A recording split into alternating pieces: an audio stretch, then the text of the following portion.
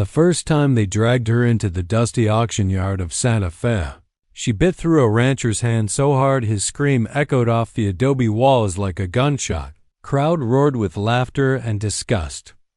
Dust swirled in the evening sun. Horses stamped nervously at their hitching posts, and the air carried the sour scent of sweat, smoke, and spilled whiskey. Men in sweat-stained hats leaned forward on the railings, spitting tobacco and wagering whether this ragged girl would fetch even a coin. She was no ordinary prisoner. Her hair was a tangled banner of gold and dirt, her pale skin streaked with grime and blood from half-healed scrapes. Her wrists bore iron cuffs, yet she fought them with an animal's ferocity, eyes flashing a cold, furious blue. Someone hissed, "Coyote girl," and another laughed, "She ain't no girl at all, she's a wild thing." Eliza had been dragged from the frontier like a prize no one knew what to do with. Stories clung to her like burrs on a horse's mane. Some swore she was taken after a raid and raised by wolves. Others said she was a rancher's runaway daughter who'd gone mad after watching her family slaughtered by bandits. Whatever the truth, one thing was certain: no man had managed to tame her. The first rancher who tried to house her woke with a knife at his throat. The second dragged her by her hair into town and left with broken ribs. The third didn't speak of what happened, only showed his scars and swore she had the devil in her. Now, here she was again, the wild girl no man could break, paraded on a wooden platform in chains like some dangerous animal. The auctioneer wiped sweat from his brow, voice cracking as he barked bids to a restless crowd that seemed more entertained than interested in buying. $15. Who'll start me at 15? A drunk in a leather vest slurred, "I'll give 10 for her. She'll work the kitchen if she don't bite me first." Eliza snarled, baring her teeth like a wolf. The man laughed, but the others shifted uneasily. There was something in her gaze, something sharp, unyielding, that made even the boldest hesitate. 20. Another called, but his voice lacked conviction. No one wanted her, not really. Not as a servant, not as a wife, not even as a prize. She was too wild, too untamed, too dangerous. And then he appeared.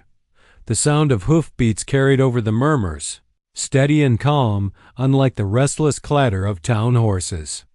From the north gate of the yard rode a figure that made every whisper die in the dust. Tall in the saddle, shoulders broad beneath a buckskin shirt, his long black hair tied back with a strip of red cloth. He carried no weapon in hand, yet radiated the quiet strength of a man who had no need to brandish one. His horse, a lean paint with bright eyes, moved with him as though it shared his breath. An Apache warrior. The crowd stiffened. Some cursed under their breath.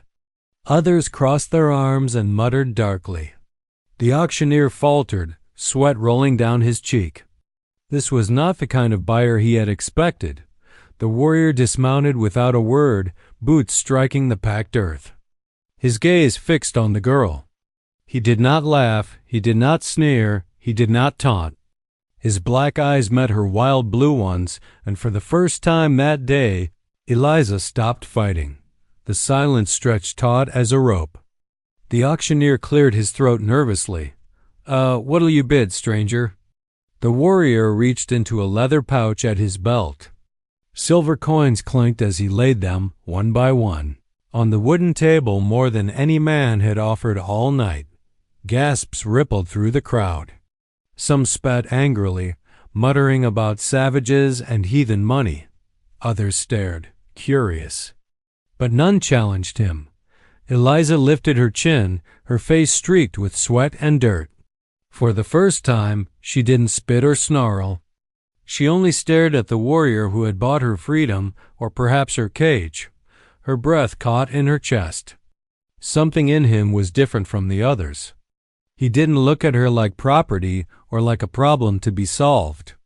He looked at her like a storm he had already decided to walk into. The auctioneer slammed down his hammer with a shaky hand. "Sold to the Apache." Murmurs broke out, some furious, some fearful, but none dared interfere. The warrior Tahoma, as the traders would later whisper his name, took the girl's chain in one hand. The crowd expected her to lash out, to claw, to bite. Instead, Eliza stood still, silent, her blue eyes burning into his face. It was not surrender. It was a challenge, and as the sun sank behind the adobe rooftops and the town held its breath, something passed between them, not a purchase, not a victory, but the spark of a story no one in Santa Fe would ever forget. The chains clinked as Tahoma led Eliza out of Santa Fe, the dying light painting the horizon blood red. Dust rose in their wake, stirred by his paint horse's hooves. Behind them, voices still carried from the auction yard laughter, curses, angry mutters about savages and fools. But the town quickly faded into silence, swallowed by the desert. Eliza's wrists burned where the iron rubbed her skin raw. She stumbled in the sand, but Tahoma neither pulled her harshly nor loosened the chain. His grip was steady, patient, as though he had walked this path 100 times and knew she would follow, whether by will or by force. "I won't go quiet," she spat, her voice hoarse from dust. "I'll fight you same as I fought the rest." Tahoma did not answer. His eyes remained on the trail ahead, dark and unreadable, his face carved in stone. He was shirtless now, the desert wind brushing over the lean muscle of his chest, the tribal jewelry at his neck catching the last glimmers of sunlight. He carried no rope, no whip, only silence. That silence gnawed at her worse than any threat. Night fell heavy and fast in the desert. By the time he stopped to make camp, stars had already spilled across the sky like a million watchful eyes. He tied his horse to a mesquite tree, then knelt to strike flint against stone. The fire sparked to life, flames crackling against the cool darkness. Eliza stood stiff on the edge of the firelight, chains still clamped around her wrists. "What now?" she demanded. "You think you'll tame me? Break me like a wild horse?" Tahoma finally looked at her. The firelight sharpened the lines of his face, casting shadows across his high cheekbones and strong jaw. His gaze did not waver. "You are not a horse," he said simply, his voice low and steady, accented with the rhythm of his people's tongue. Eliza blinked. The answer disarmed her more than any command could have. For weeks, months, she had been called animal, beast, coyote. This man who had bought her in silence refused the insult. Still, she bristled. "Then what am I to you?" Tahoma did not reply. Instead, he pulled a pouch from his saddlebag and set down dried venison and a skin of water. He cut the chain from her wrist with a knife so sharp it caught the starlight, then pushed the food toward her. Eliza rubbed her raw wrists, staring at him in disbelief. "Why?" He did not answer, only leaned back on his haunches and tore a piece of meat for himself. The firelight flickered over his bare chest, over the scars crisscrossing his skin marks of old battles, of survival. He was no soft-handed rancher. Every line of him spoke of strength carved by the land itself. Eliza sank slowly to the ground, her legs trembling from exhaustion. She snatched the food, tearing into it with the hunger of someone who had forgotten how to be careful. Water dribbled down her chin as she drank, but she did not care. She had been half-starved for days. The fire popped. Coyotes yipped far off in the darkness. The desert carried its own kind of silence, broken only by the whisper of wind against rock. "You could have left me there," Eliza muttered at last, her voice quieter. "Why spend silver on me?" Tahoma's gaze flicked toward her. For a long moment, he seemed to weigh whether she deserved an answer. Finally, he spoke. "Because you are not theirs." The words sank into her like a stone into deep water. She gripped her knees, unsure what he meant, unsure why the simple statement unsettled her more than chains ever had. Sleep crept over her despite her stubbornness. Her body sagged, heavy with exhaustion. She fought to keep her eyes open, to watch him, to prove she was not weak. But the desert night was colder than she expected. and the warmth of the fire drew her down. Tahoma watched as her head tilted, her tangled hair falling across her face. She slept like someone who had not trusted rest in a long time, fitful, twitching, but at last surrendered. He shifted closer, pulling a blanket from his saddlebag. Gently, without waking her, he draped it over her shoulders.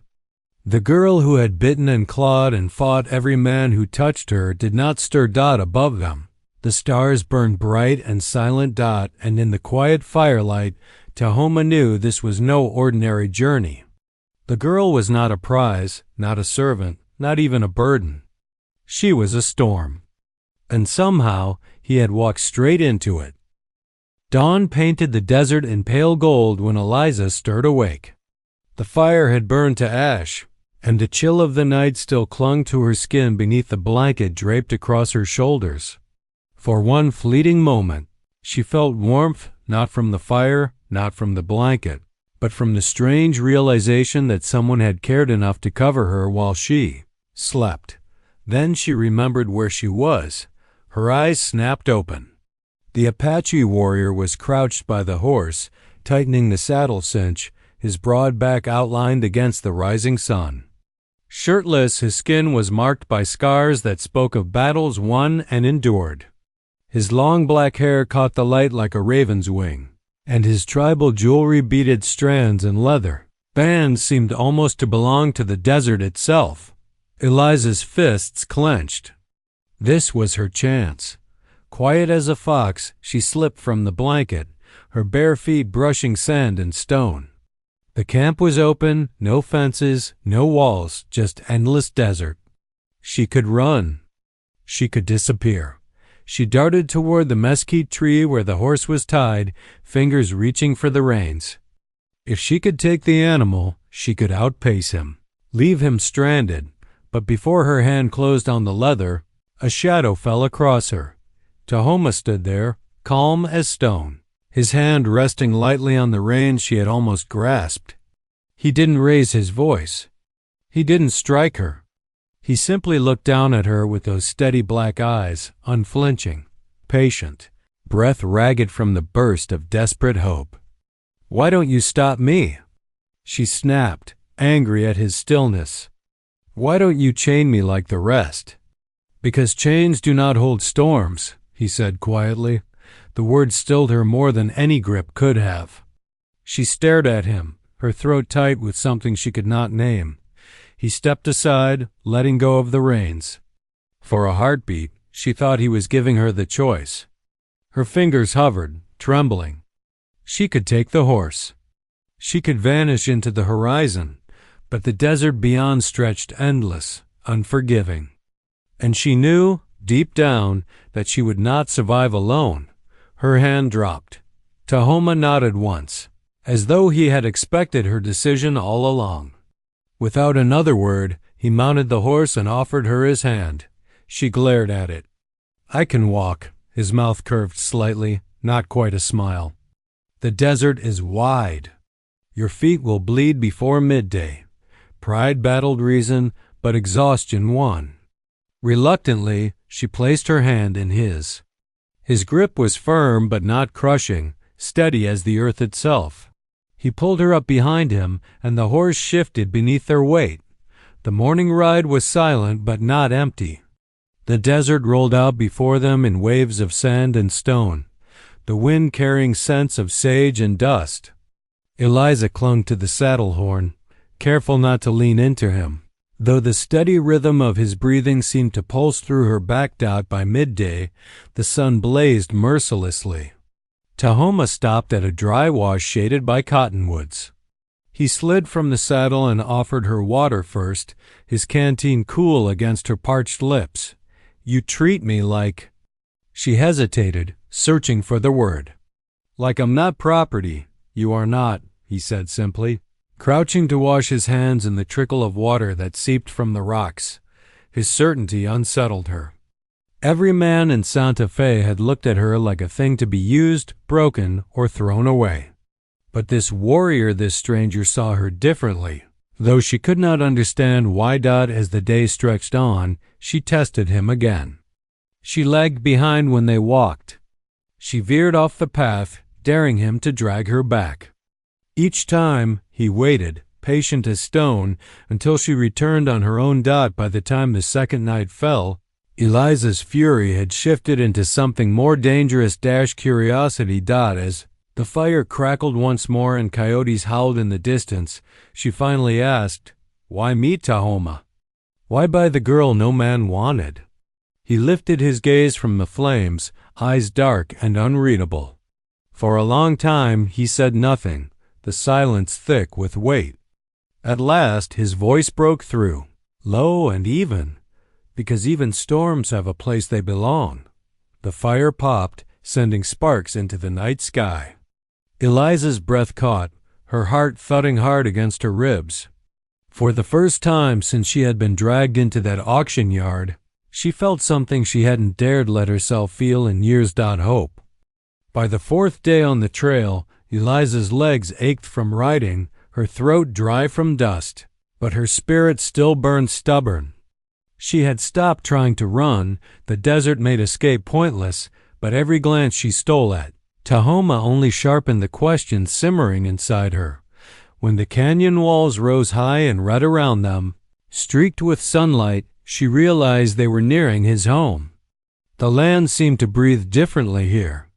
The air smelled of sage and river water. Birdsong echoed from the cliffs. It was nothing like Santa Fe's crowded filth. Tahoma rode ahead, guiding his horse with the ease of a man born to the saddle. Beads clicked softly against his chest as he moved, his long black hair streaming like a banner down his back. He did not look at her often, yet she felt the weight of his presence as surely as the sun overhead. By dusk, they entered a valley dotted with lodges made of wood and hide, smoke rising from their fires. Children ran barefoot, women worked grinding corn, men returned with deer slung across their shoulders.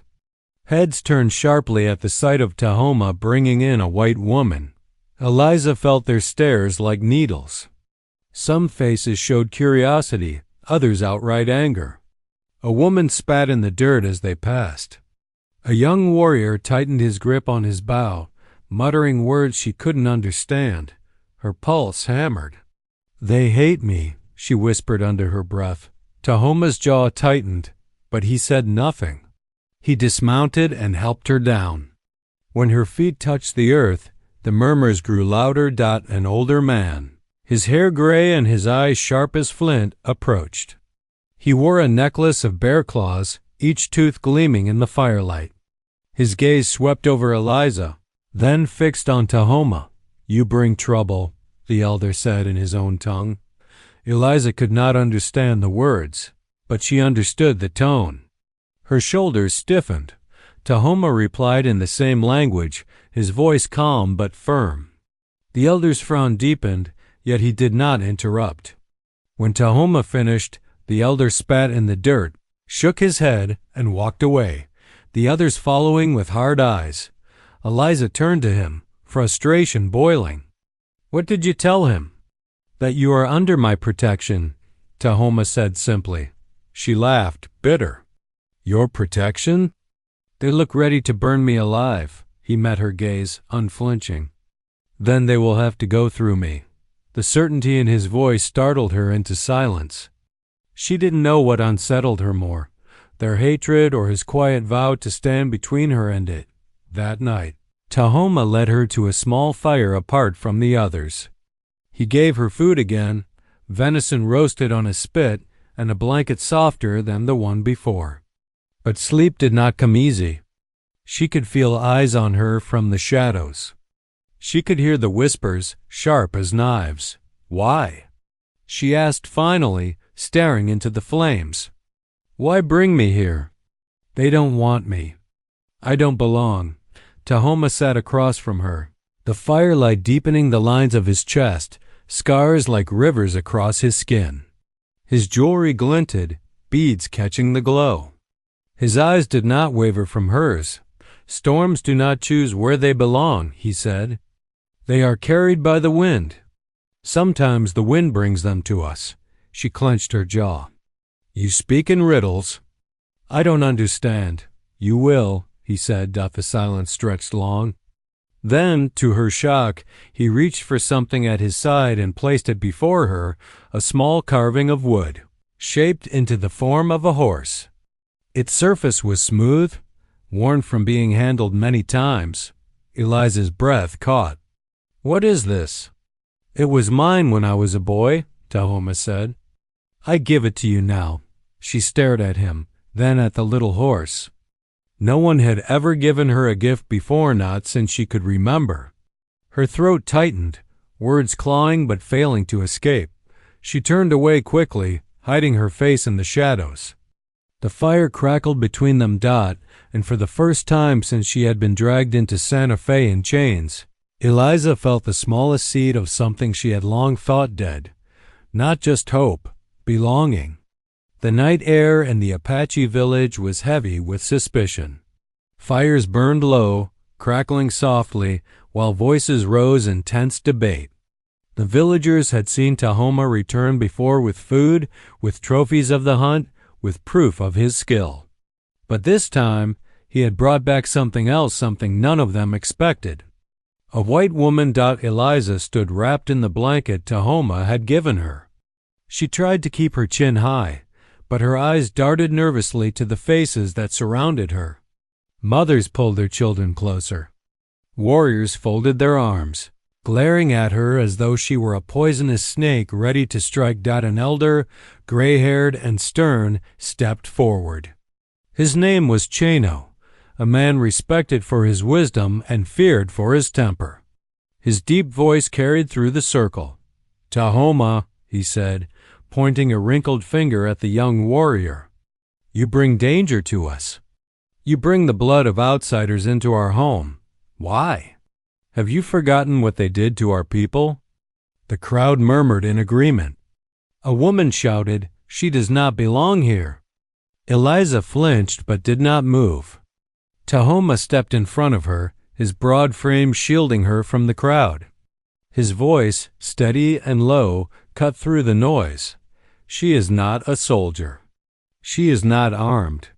She is a woman who would have died in the storm. Would you have me leave her to the wolves? Would you have me let the cold take her life? Some lowered their eyes, ashamed.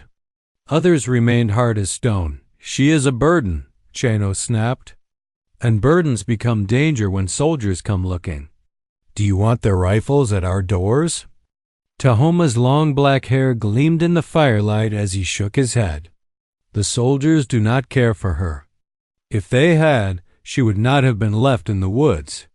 She is cast aside, like many of us were once cast aside. She has no one. Eliza listened, her heart pounding. She didn't understand all the words, but she understood the way.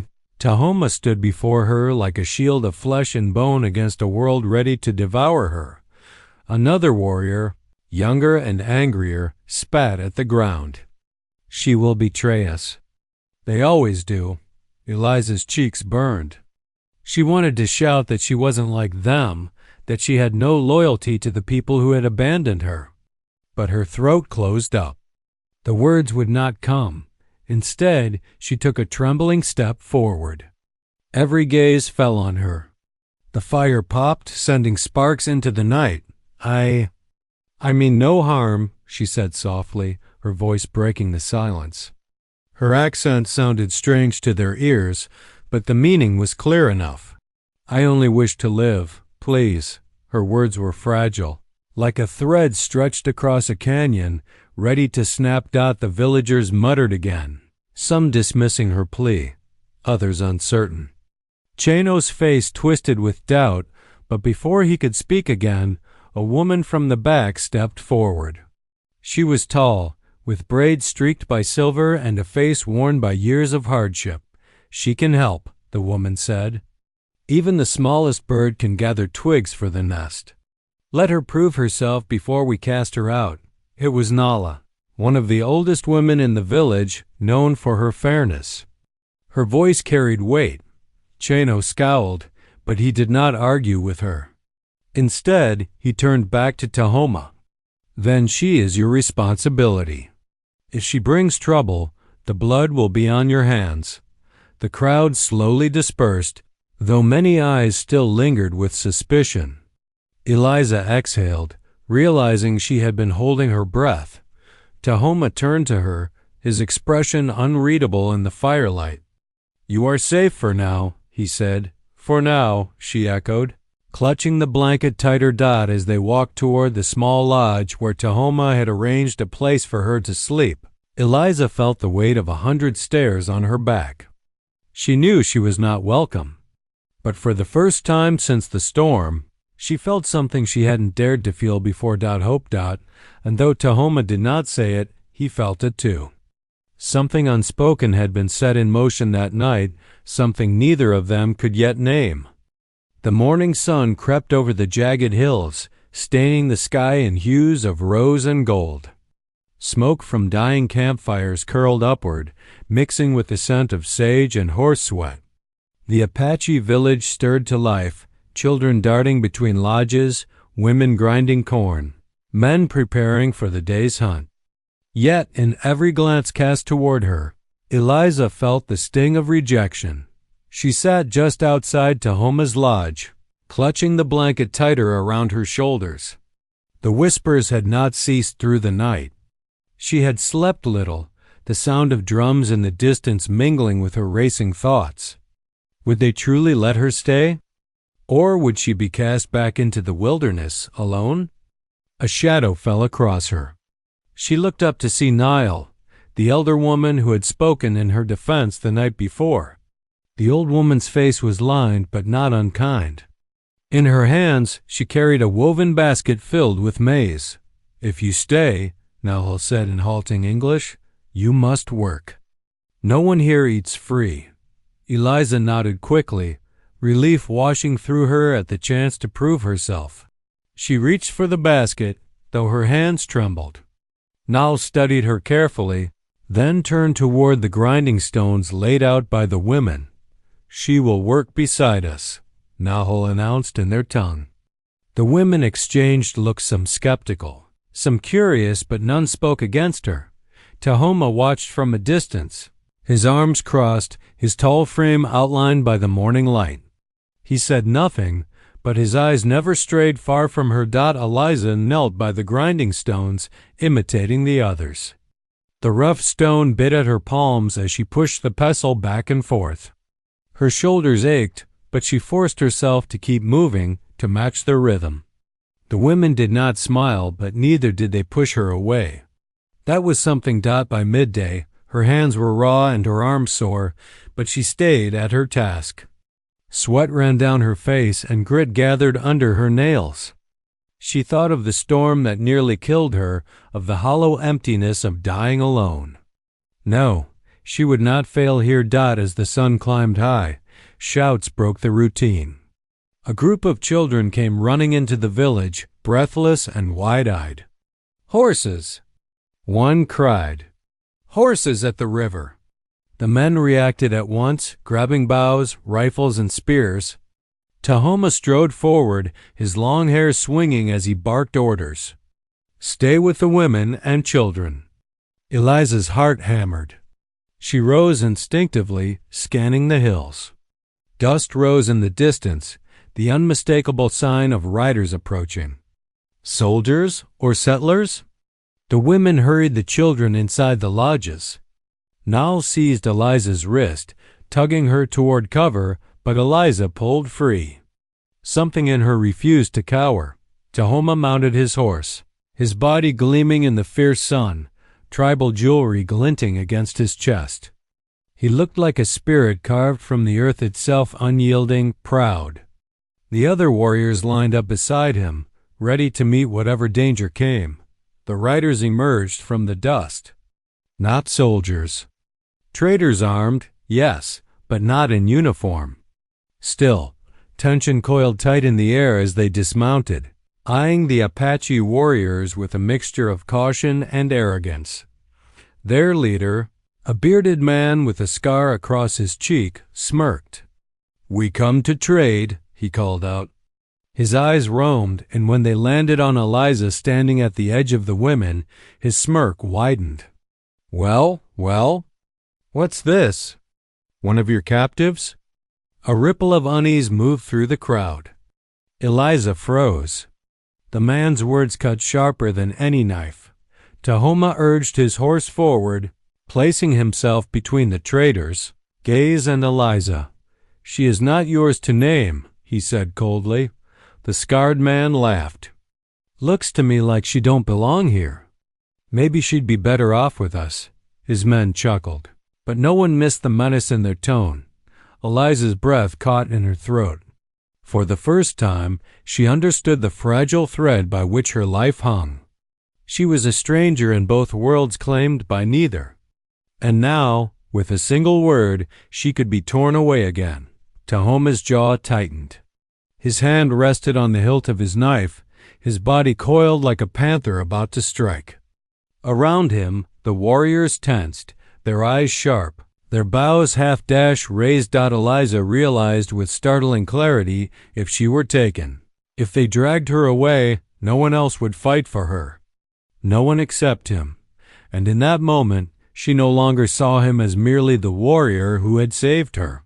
She saw him as the only thing standing between her and a world eager to destroy her. The air quivered with silence, heavy as the stillness before a storm. Tahoma sat tall on his horse, his chest bare beneath the merciless sun, every muscle taut with restrained power. His long black hair whipped in the wind, the beads and shells of his jewelry glinting like sparks of fire. Across from him, the scarred trader smirked, his hand resting casually near the butt of his pistol. His men shifted uneasily, hands brushing rifles, boots scuffing the dirt. Behind Tahoma, the Apache warriors stood like carved stone, bows drawn, rifles aimed, waiting for their leader's signal. And in the shadows of the lodges, Eliza's breath caught. The trader's eyes had found her again, lingering in a way that made her stomach twist. She pressed her fists against the blanket clutched around her shoulders, fighting the urge to run. She knew it would do no good. This fight was not hers to win. It was his. The scarred man finally spoke. "You've grown bold, Tahoma," he drawled. "But don't fool yourself. One word from me, and this dirt will drink your blood." Tahoma's jaw flexed, his gaze steady as iron. "Then speak it," he replied. His voice carried the weight of stone, calm but edged with steel. "But know this, for every one of us that falls, 3 of you will follow." The trader barked a laugh, but it rang hollow in the tense air. His men glanced at each other, uncertainty flickering in their eyes. They knew the Apaches fought like shadows, fierce and unrelenting. A battle here could end in ruin for both sides. For a long, breathless moment, no one moved. The only sound was the restless snort of horses and the distant cry of a hawk circling high above. Then, the scarred man's smirk faltered. He spat into the dust, turning sharply. "We'll trade another day," he muttered. "Keep your filthy squaw if she means so much to you." Anger rippled through the Apache warriors at the insult, but Tahoma raised a hand, holding them back. His dark eyes never left the trader's face until the men mounted their horses and rode off, their laughter fading into the hills.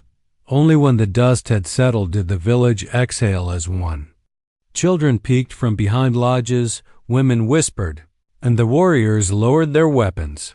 Tahoma swung down from his horse, his bare feet silent on the earth. The fire in his eyes had not dimmed. He strode toward Eliza, who stood frozen, still clutching her blanket. "You should have hidden," he said, his voice low but not harsh. Eliza swallowed hard. I couldn't. I had to see." His brow furrowed. "See what?" Her voice trembled, but her words were steady. "That you meant it. That you would not let them take me." For the first time, Tahoma's hard expression softened. The edge in his eyes gave way to something else, something gentler, unspoken. He studied her, this fragile stranger who somehow had stood her ground amidst a storm of hatred and steel. "You are stubborn," he said at last, almost with the ghost of a smile. "Like a wild horse that refuses the rope. Eliza's lips curved, though her eyes glistened. Then perhaps I found the right rider.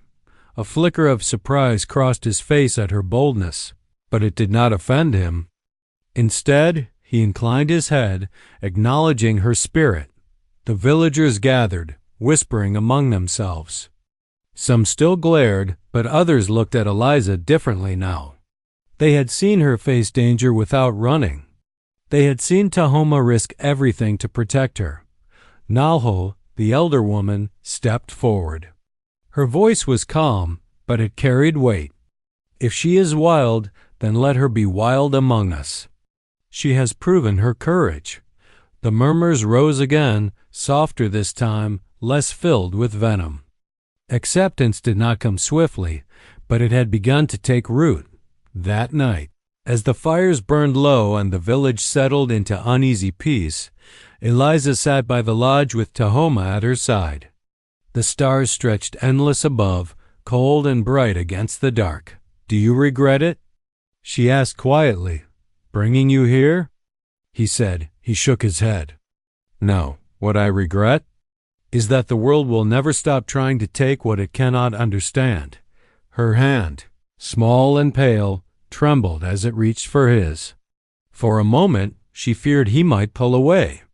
But he didn't. His strong, calloused fingers closed gently over hers, grounding her, steady as the earth itself. They sat in silence, listening to the night, their joined hands speaking what words could not.